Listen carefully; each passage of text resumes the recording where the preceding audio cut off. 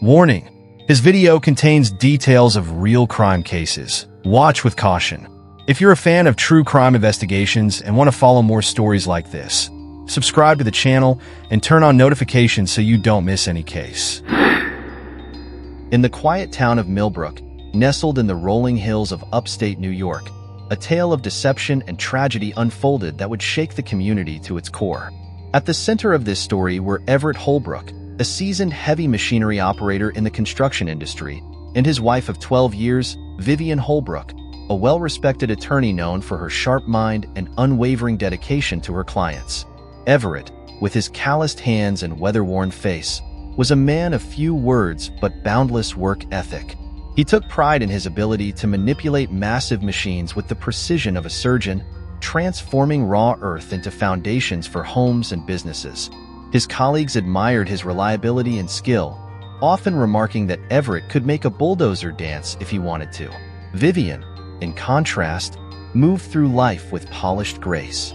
Her crisp suits and eloquent arguments in the courtroom earned her a reputation as a formidable opponent and a pillar of the local legal community. Outside of work, she was a fixture at the Milbrook Community Church, leading Bible study groups and organizing charity events with the same zeal she applied to her cases. To the outside world, the Holbrooks appeared to be the very picture of small-town success, hardworking, respected, and deeply rooted in their community. However, beneath this carefully cultivated image lay a web of secrets that would soon unravel with devastating consequences. For the past 5 years, Vivian had been entangled in a passionate affair with her colleague, Rhiannon Blackwood.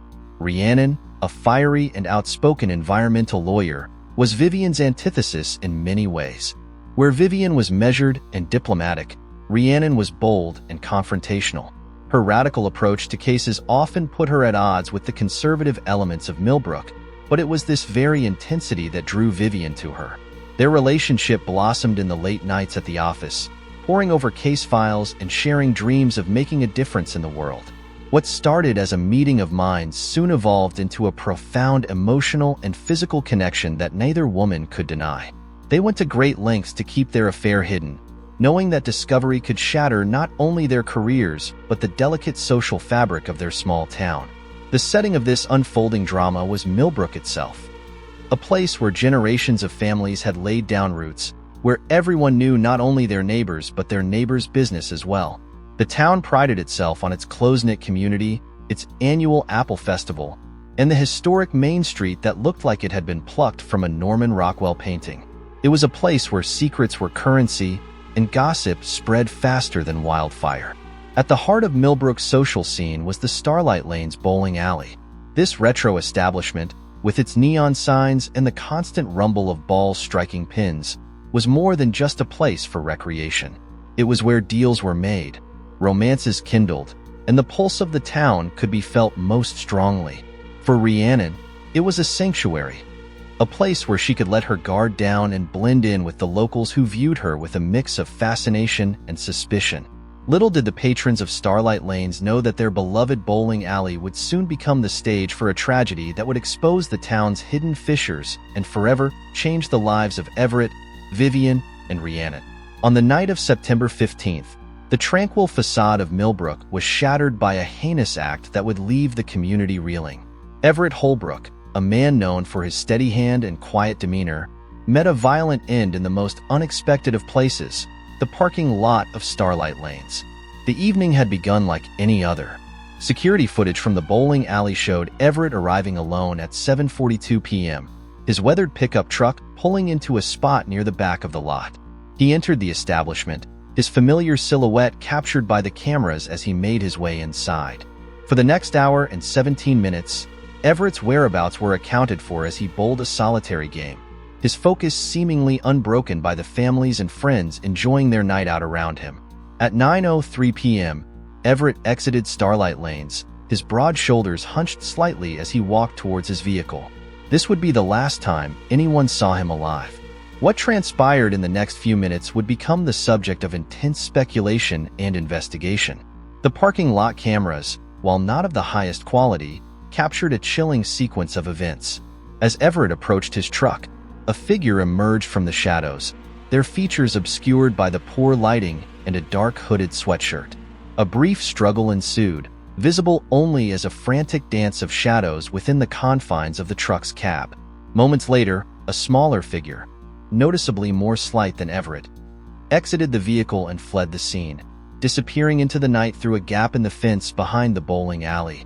At 9:17 p.m., the emergency services of Milbrook received a distressing call. Vivian Holbrook, her voice trembling with what appeared to be shock and fear, reported that her husband was severely injured in the Starlight Lanes parking lot. The dispatch logs would later reveal her exact words: "Please, you have to hurry. Everett, he's hurt. He's in his truck at Starlight. Oh God, there's so much blood." First responders arrived on the scene within minutes, but it was already too late. Everett Holbrook was pronounced dead at 9:26 p.m. The cause of death: a deep, precise laceration to his throat. The brutality of the attack stood in stark contrast to the mundane surroundings. Neon lights from the bowling alley reflecting off the growing pool of blood on the asphalt. As dawn broke over Milbrook, the gravity of the situation began to sink in. The town's first homicide in over a decade had occurred, and the victim was one of their own. Detective Silas Harding, a veteran of the Milbrook Police Department, took charge of the investigation. His first order of business was addressing the most glaring question: how did Vivian Holbrook know her husband was in danger? Initial interviews with Vivian painted a picture of confusion and coincidence. She claimed she had been trying to reach Everett by phone, worried when he hadn't returned home at his usual time. When he didn't answer, she said she drove to his favorite haunts, eventually arriving at Starlight Lanes to find the horrific scene. However, as Detective Harding would soon discover, this explanation was just the tip of an iceberg of secrets and lies that would challenge everything the people of Milbrook thought they knew about the Holbrooks and themselves. As the investigation into Everett Holbrook's murder deepened, Detective Silas Harding and his team began to uncover layers of complexity that belied Milbrook's seemingly tranquil surface. The case that initially appeared to be a tragic, yet straightforward homicide was rapidly evolving into a web of secrets, lies, and unexpected revelations. One of the first breakthrough moments came when investigators delved into Vivian Holbrook's background. While her public persona was that of a composed, successful attorney, her private history told a different story. Medical records subpoenaed by the police revealed a series of psychiatric hospitalizations dating back to her college years. Vivian had been diagnosed with borderline personality disorder, characterized by intense emotional instability and episodes of sudden aggression. Dr. Eleanor Fitch, Vivian's longtime psychiatrist, provided a sealed statement to the court. While the full contents remained confidential, sources close to the investigation leaked that Dr. Fitch had documented Vivian's struggles with pathological jealousy and periodic violent outbursts. However, it was also noted that Vivian had been compliant with her medication regimen for the past 18 months and had shown significant improvement in managing her symptoms. This information cast a new light on Vivian's behavior on the night of the murder. Her seemingly distraught call to emergency services was now being scrutinized for signs of performative emotion rather than genuine distress. Forensic psychologists were brought in to analyze the audio recording, their findings adding another layer of ambiguity to an already complex case. Meanwhile, a second line of inquiry opened up when investigators gained access to Everett's personal effects. His smartphone, recovered from the crime scene, yielded a trove of information that would dramatically alter the course of the investigation. In a password-protected folder, detectives discovered a series of photographs that confirmed their growing suspicions. Vivian Holbrook was involved in an extramarital affair. The images, apparently taken by Everett himself, showed Vivian in intimate situations with another woman, later identified as Rhiannon Blackwood. Timestamps on the photos indicated that Everett had been aware of the affair for at least 3 weeks prior to his death. Even more damning were screenshots of text conversations between Vivian and Rhiannon, discussing their relationship and expressing fear about Everett's potential reaction if he were to discover their secret. One message, sent from Vivian to Rhiannon just 2 days before the murder, read, "He knows something. He's been asking questions. We need to talk ASAP." This cryptic communication became a focal point for investigators, suggesting a potential motive for what was increasingly looking like a premeditated crime. As news of these discoveries began to circulate through the gossip channels of Milbrook, public opinion shifted dramatically. The town that had initially rallied around Vivian in her apparent grief now viewed her with suspicion and, in some quarters, outright hostility. The revelation of her affair with another woman added a layer of scandal that was particularly shocking to the more conservative elements of the community. Rhiannon Blackwood, previously on the periphery of the investigation, was now thrust into the spotlight. Known for her fiery temperament and confrontational style in the courtroom, she suddenly found herself on the other side of the legal system. Initial interviews with Rhiannon painted a picture of a woman torn between her passionate love for Vivian and her guilt over their deception. As Detective Harding pieced together the evidence, a troubling theory began to emerge. Had Everett's discovery of the affair set in motion a chain of events that ultimately led to his death? And if so, who was truly responsible? The wife with a history of mental instability, or the lover with everything to lose? As the investigation into Everett Holbrook's murder entered its third week, Detective Silas Harding found himself at a crucial juncture. The case, which had initially seemed straightforward, had evolved into a complex puzzle with pieces that refused to fit neatly together. This turning point in the investigation would prove to be both enlightening and frustrating, leading to more questions than answers. The breakthrough, or perhaps the breakdown, came on a rainy Tuesday morning when the forensics team finally completed their analysis of the surveillance footage from Starlight Lanes. Enhanced images of the assailant, while still grainy, revealed details that sent shockwaves through the investigative team. The figure fleeing Everett's truck appeared to be wearing shoes consistent with an expensive brand favored by Vivian Holbrook. However, the height and build of the suspect more closely matched that of Rhiannon Blackwood. This conflicting evidence threw the entire case into disarray. Had Vivian lent her shoes to Rhiannon? Was one of them trying to frame the other? Or was there a third party involved, deliberately muddying the waters? Detective Harding ordered a thorough search of both women's residences, hoping to find the shoes in question or any other evidence that might clarify the situation. Simultaneously, a new witness came forward with information that further complicated matters. Jasper Whitlock, a local mechanic, reported seeing a vehicle matching the description of Rhiannon's car parked near the bowling alley on the night of the murder. However, he also mentioned seeing a woman who looked like Vivian walking hurriedly away from the area shortly after the estimated time of Everett's death. Whitlock's testimony, while potentially crucial, was frustratingly vague. He admitted to having consumed several beers that evening and couldn't be entirely certain of what he'd seen. As the investigation reached this critical juncture, both Vivian and Rhiannon were brought in for additional questioning. Their stories, which had initially seemed consistent, began to show cracks under the pressure of prolonged interrogation. Vivian's alibi for the night of the murder, that she had been home alone, working on a case, couldn't be corroborated. Rhiannon, on the other hand, claimed to have been at an environmental law conference in a neighboring town, but hotel staff couldn't confirm her presence during the crucial hours. Adding to the complexity, Detective Harding received an anonymous tip suggesting that Everett had been involved in some questionable business dealings related to his construction work.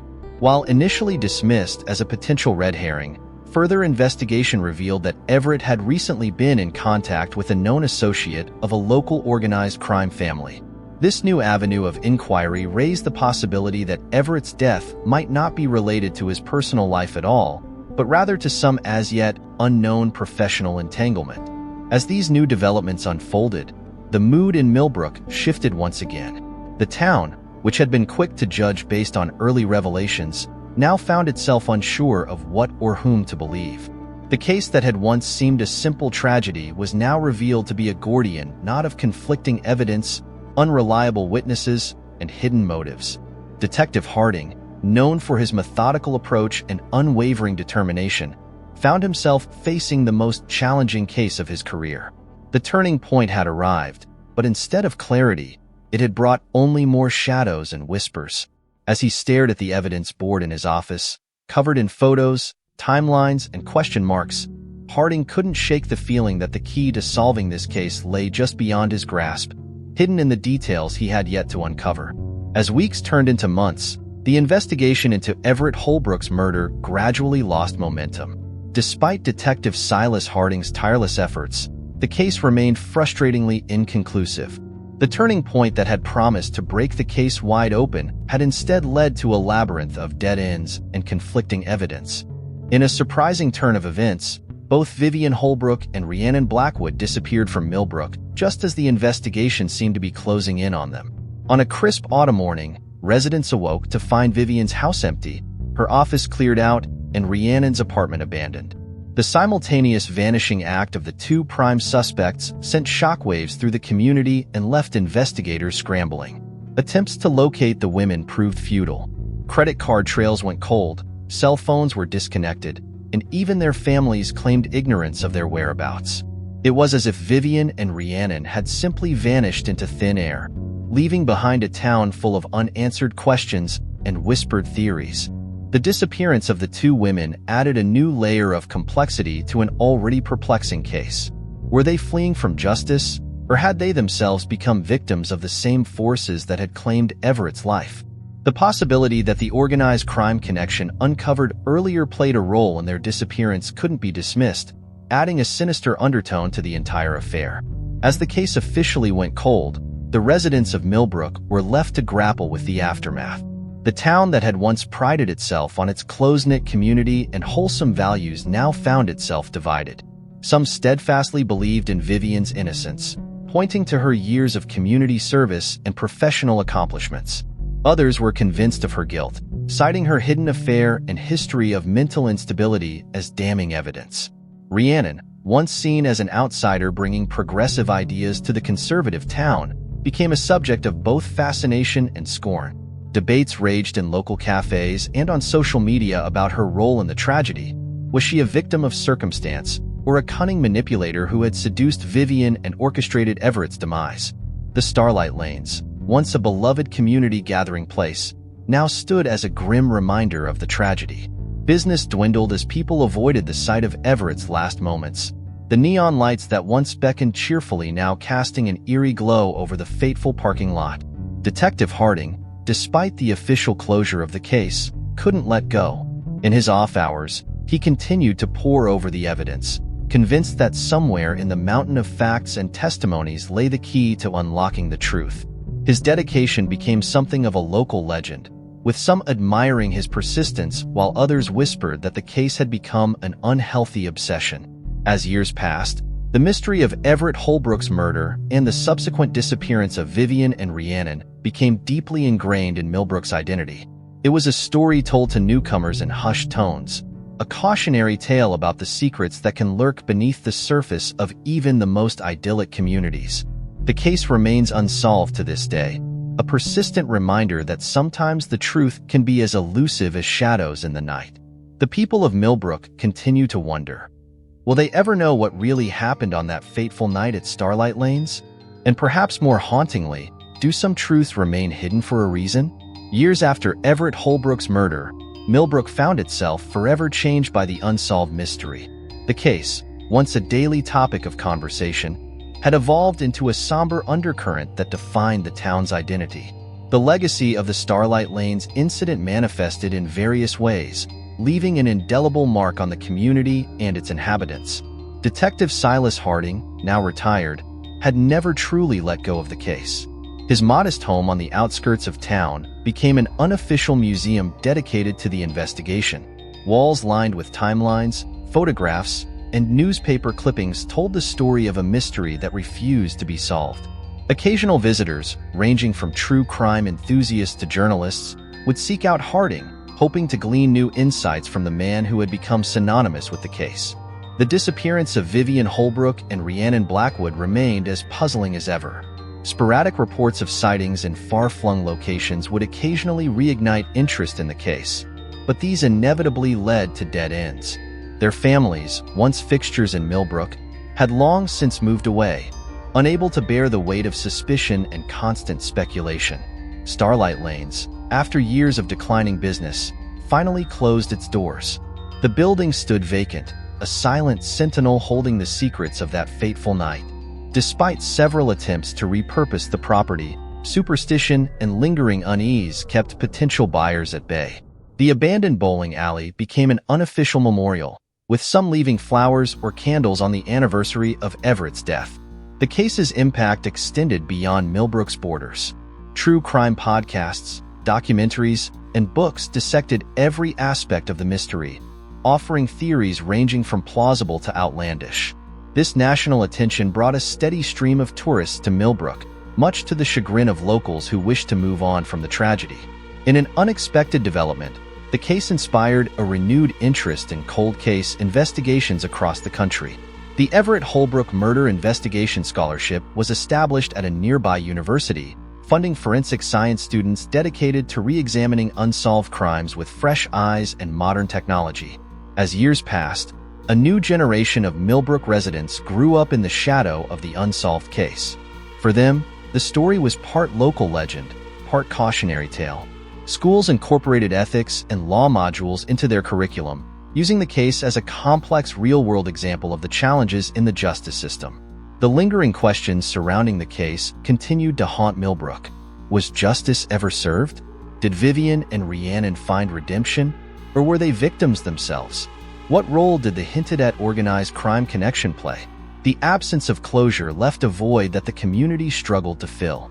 Despite the passage of time, hope for resolution never completely faded.